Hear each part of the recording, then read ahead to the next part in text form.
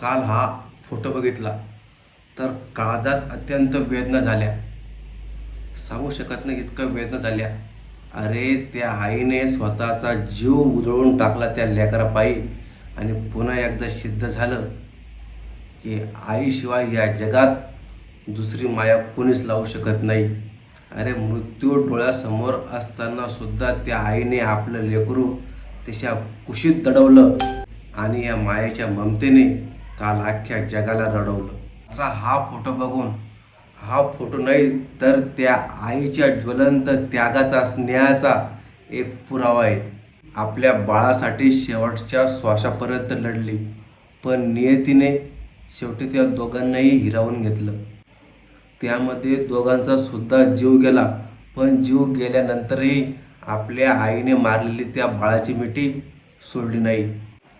खरंच त्या आईच्या प्रेमाला, त्यागाला कोटी कोटी प्रणाम. शेवटी श्वास थांबला, पण आईचं मातृत्व नाही.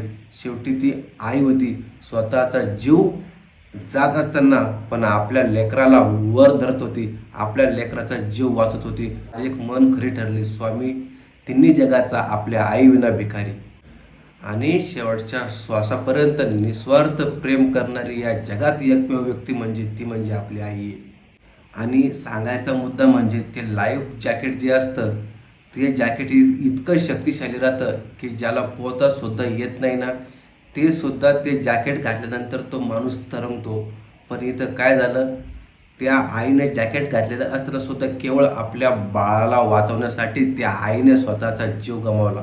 जे असं सांगणं नाही की त्या बाळामुळे आईचा जीव गेला. प्रत्येक मुलात आपल्या आईचा जीव असतो. त्या बाळाला वाचवताना ती आई अमर झाली. या जगात आई वडिलाशिवाय श्रेष्ठ दुसरं कोणीच नाही. म्हणून भावांनो, शेवटच्या श्वासापर्यंत आपल्या आईवडिलांची कदर करा, आपल्या आईवडिलांना जीव लावा, कारण त्यांच्याशिवाय या जगात कोणीच श्रेष्ठ नाही आहे. विचार करा भावांनो, आपल्या लेकराला शेवटचं वाचवताना ती आई किती रडली असेल, तिने किती आक्रोश केला असेल. ती देवाला म्हटली असेल, देवा तू माझा श्वास घे पण माझ्या लेकराला वाचव. जीव जात असतानाही ती आपल्या बाळाला वाचवण्यासाठी किती झुंजत राहिली असेल. विचार करण्यासारखी गोष्ट आहे भावांनो. त्या महासागरात ती हळूहळू हरत गेली, पण त्या मायेची माया कधी हरली नाही. कारण शेवटच्या क्षणापर्यंत त्या आईचे हात त्या लेकराला गावठळत राहिले.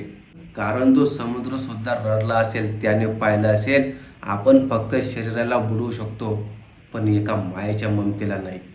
म्हणून म्हणतो भावांनो, जोपर्यंत आपले आई वडील जिवंत आहेत त्यांच्यावर प्रेम करा, त्यांच्या त्यागाची, त्यांच्या कष्टाची जाणीव धरा. कारण ह्या जगात मायबापाशिवाय आपल्याला दुसरं कोणी जीव लावू शकत नाही.